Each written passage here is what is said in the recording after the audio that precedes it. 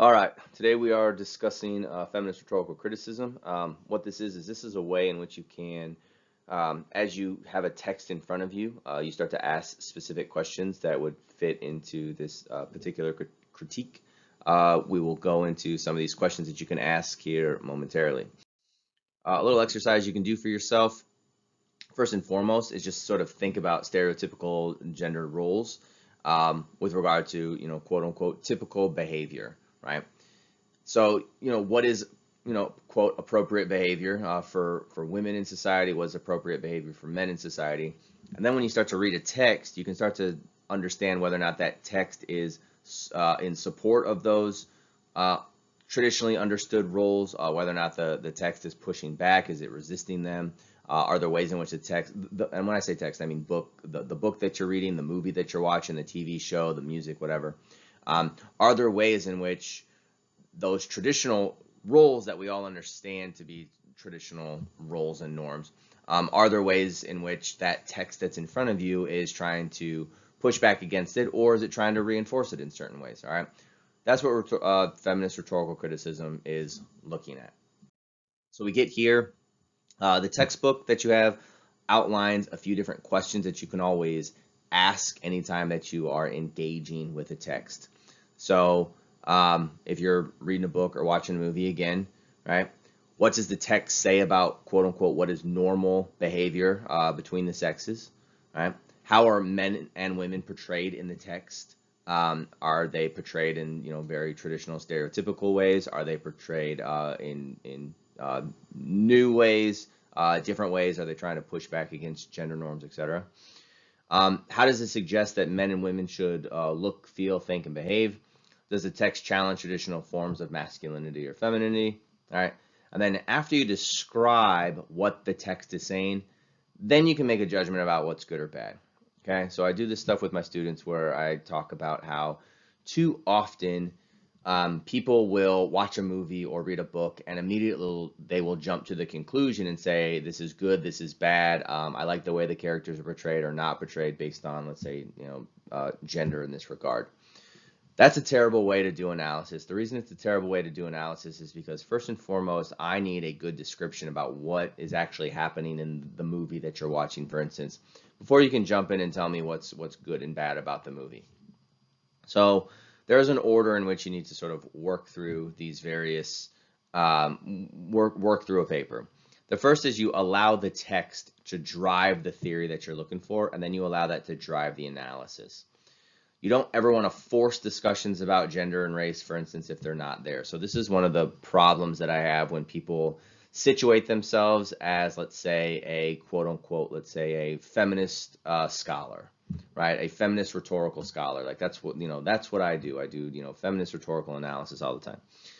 The reason is that they put the theory before the text itself. So if you situate yourself as a specific theorist, then all of a sudden, every time you walk through the world, the only thing you're ever going to see is, if you're, a feminist critic, for instance, you're going to walk through the world, you're just going to see how gender plays out everywhere, right? And you might force discussions about gender norms or oppression or privilege or what have you when they're not there to be had. The same thing is true when people sort of situate themselves solely as like a critical race theorist. They walk through the world and then everything they see is always through the lens of race. A Marxist is going to walk through the world and always see everything through the lens of class. There's a problem with that, right? And again, the problem is that there are some texts that are out there that are void of discussions with regard to gender, race, class, sexual orientation, lots of other identity markers. But people want to sort of force discussions about those issues into a text, even if the text is absent, even if those issues are absent within the text. So you always want to make sure you go through the text first and then allow the text to, drive what theory it is you think is appropriate to look at that situation. And then then the theory is going to drive the analysis. So if you do say, look, this text is very interesting with regard to issues of gender, then when your analysis is being driven, you should focus on the gender roles that are happening in that text. Too often what happens with students in my class, for instance, or even academics with PhDs, you have a limited amount of pages to write a paper. So if you're in a entry-level college class, you might write a 5-page paper, And if you choose, I want to look at feminist rhetorical criticism, and then all of a sudden in your analysis, you're talking about gender norms, but then you start talking about racial norms, then you start talking about sexuality, you start talking about class, you start talking about politics, you start talking about, that's too much information to talk about in 5 pages. What you have then is you have a surface level conversation about a lot of, 15 different theories, and there's no depth to your discussion. So once you choose feminist rhetorical criticism, if you choose that, then focus solely on the issues of gender norms, right? Focus on those issues, right? And the pushback I get from some people is, well, everything's complicated, and there might be some gender norms, there might be some race norms, there might be what. And my response to that is, okay, then write a second paper, right? Then you can write a follow-up paper that focuses on racial dynamics within that situation, right? But you want to stick to one topic at a time because you want to have a deep, in-depth conversation about that topic as opposed to just a surface level conversation that kind of just skips along the surface and you don't get into any real depth. So you always have more papers to write. That's what I tell students. There are more papers to write on all of these issues if you are interested in these issues, but stick to one issue at a time. I recently read a paper, an academic paper, a PhD journal, tried to be a journal publication. It was 25 pages long, and they did a very similar thing where they tried to cram in so much analysis on every possible vector imaginable that they had no real in-depth conversation about the one thing that they were trying to have a conversation about. And it was a mess. All right. Have one conversation at a time. There's more than enough to say about a specific, in this regard, there's enough to say within the text about gender. So once you look at a text, you feel like, wow, this text is saying some really interesting things about gender. Pick feminist rhetorical criticism and then stick to those issues when it comes to doing your analysis, right? Don't start cramming in race and class and everything else, all right? Stick to those issues. You can write a paper on a different issue later, right? But you don't want to force things that aren't there. So let's look at some of these advertisements. This is, appropriate subject material with regard to if you want to write a paper on the ways in which gender norms are, perpetuated or resisted in advertising. So here's some, older ones like you mean a woman can open this bottle, which is, quite hilarious in the, looking back. You have this. This looks like it's probably from the 1980s. So, recently enough. A woman's best friend who has, pots and pans here. Cheat on your girlfriend, not on your workout, which is just a couple years old. It says Reebok, the sport of fitness has arrived. So this is a Reebok, trying to sell stuff with regard to, how we should be treating each other with regard to relationships. Obviously, you have these food ones, which are very suggestive. Pear shape, it's no shape for a lady, right? This looks like probably the 1950s, 1960s. And then my face is covering up this advertisement for Axe, where the guy over here is putting on like Axe body wash, and then the girl over here is also naked in the shower, putting whipped cream all over herself. So, you can go through advertisements and look at, how are men and women treated differently, or what is suggested with regard to advertising, with regard to how men should behave, how women should behave. What it is that women should aspire to, and what it is that men should aspire to. So these are interesting questions. I love this because it is, Newsweek is very, very, I don't know, they're just unaware of themselves. So in 2009, right after John McCain and Sarah Palin lost the election to Obama and Biden, Sarah Palin was the vice president, but she was sort of like the up-and-coming superstar of the Republican Party. Nobody really knew who she was before John McCain picked her to be on the ticket. And then people just wanted to dig into who she was a little bit. Newsweek ran this story about her in 2009, and this is the cover of Newsweek. This is a political magazine, right? And this was the cover that they chose. Now, this is what I tell people. Like, this is an actual photo shoot that Sarah Palin did, but she did it for a Runner's World, like running magazine, right? So she did it for some athletic magazine, and then Newsweek bought the pictures from the athletic magazine to put on the cover of Newsweek. So a lot of people, I think, justifiably got super upset with this. They said it was inappropriate and ridiculous for Newsweek, a political magazine, to be running this specific picture of Sarah Palin with, showing her legs off. She's not dressed professionally, right? If this was a picture of Obama or McCain or Joe Biden, like, it'd be a man in a suit and a tie, right, on a Newsweek magazine. Now, are there athletic magazines that have highlighted politicians who work out a lot and maybe they have like their arms showing or their legs showing? Yeah, but it's like an appropriate sort of place and time type of conversation with regard to this should be in a fitness magazine for context, as opposed to putting it again on the cover of a political magazine. So this is what Newsweek runs in 2009. They get a lot of pushback, not only from Republicans who were supporting Palin at the time, but there was a lot of people who didn't like Palin at all, who just said, like, why is it that the one image that Newsweek is going to run of a female politician has to be sexualized in this way, completely out of context, and people don't know that this was appropriate for like a runner magazine as opposed to a political magazine, right?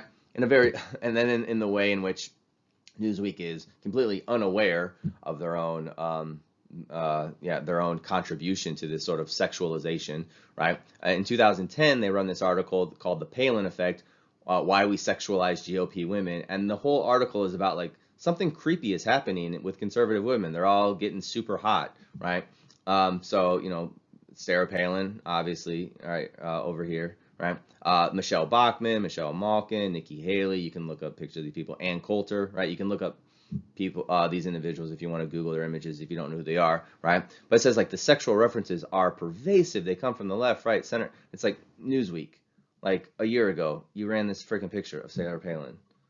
Like you don't get to now run an article to be like, we don't know where this is coming from. Why is it that we are sexualizing all these GOP women? When Newsweek, you ran this cover, right, which is a completely inappropriate cover for a political magazine. Again, totally appropriate if you're running health and fitness magazines.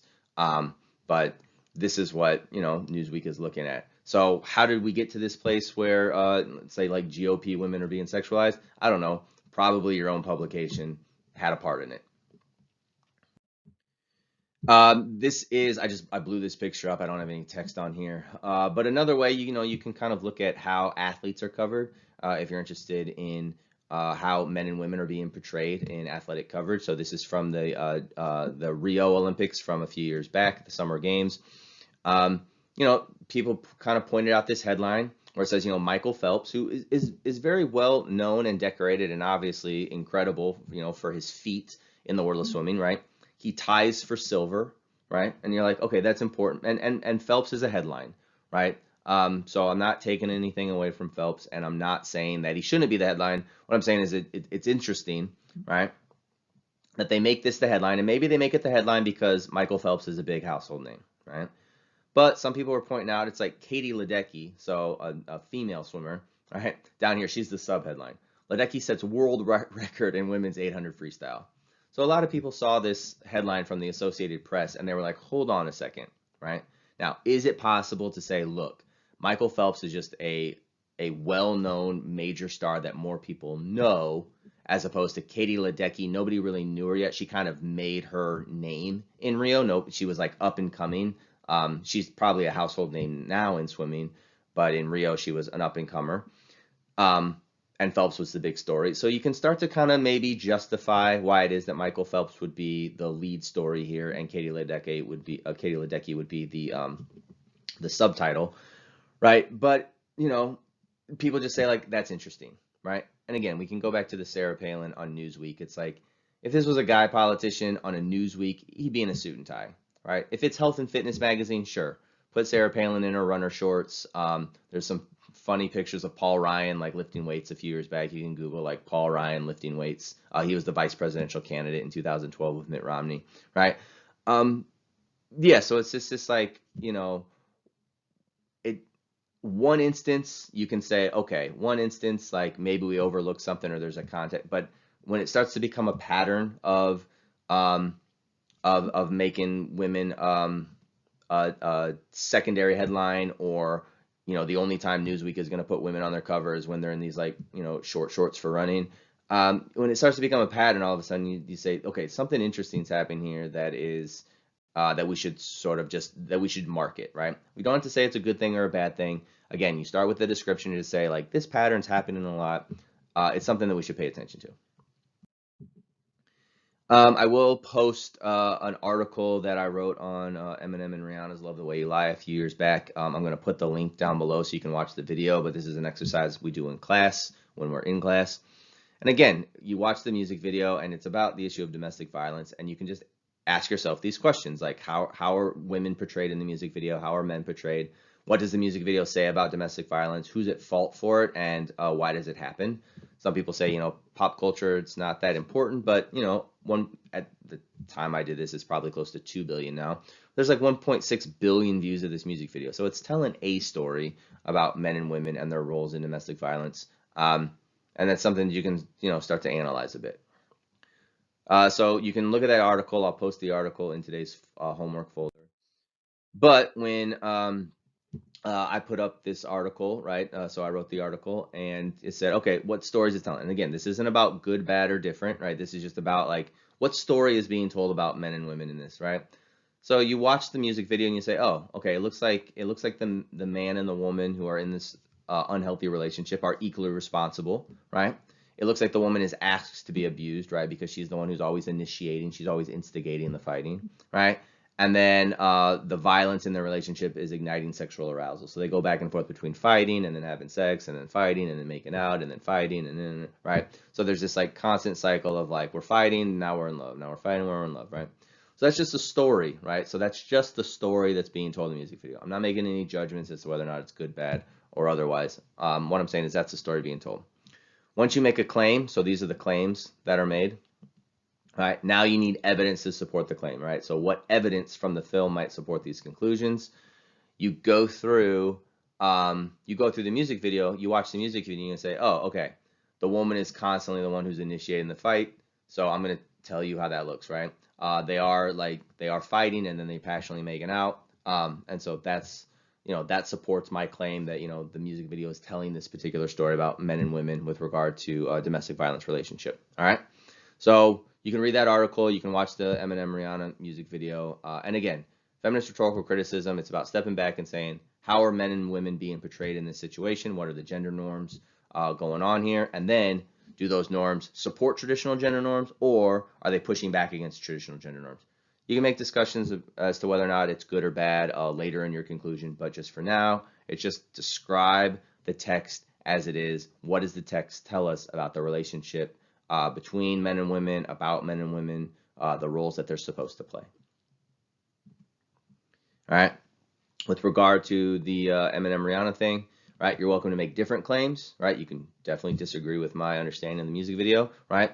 But then you need to sort of look at the music video through a different lens or critique, right? So, maybe you look at it through a Marxist critique, which I've had students do before. So as you watch the Eminem Rihanna music video, you realize that it's also this very sort of lower class relationship. They're hanging out in these like, dive bars and they're stealing liquor and they just look like they live in this dilapidated house.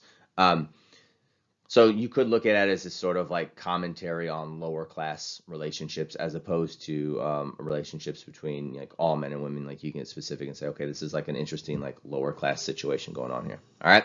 So watch this video. And then, yeah, anytime you see something that is of interest to you that is pointing out men and women's norms, you can start asking yourself interesting questions with regard to feminist rhetorical criticism.